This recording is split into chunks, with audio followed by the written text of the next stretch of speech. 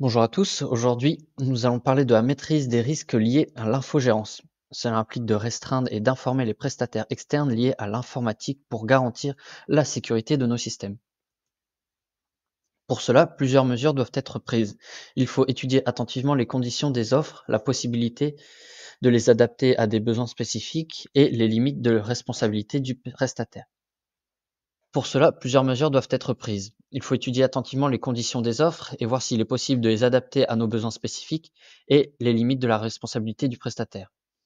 Il faut imposer une liste d'exigences précises aux prestataires, telles que la réversibilité du contrat, les réalisations d'audits, la sauvegarde et la restriction des données dans un format ouvert normalisé et le maintien à niveau de la sécurité dans les temps.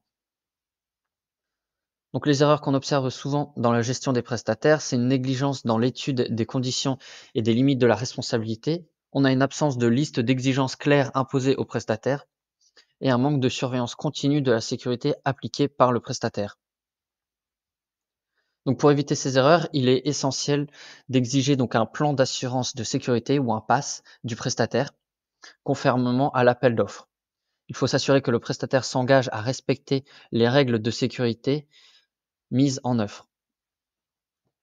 Pour cela, vous pouvez utiliser des outils permettant de valider les plans d'assurance de sécurité fournis, suivre les engagements et les audits de sécurité du prestataire et gérer les sauvegardes et la restitution des données.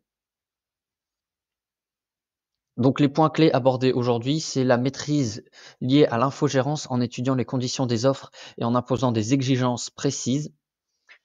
Exiger donc un plan d'assurance de sécurité qui sera fourni par le prestataire et utiliser donc des outils pour surveiller et gérer la conformité des prestataires. Je vous remercie pour votre écoute et n'hésitez pas à consulter d'autres vidéos pour vous former sur différentes règles.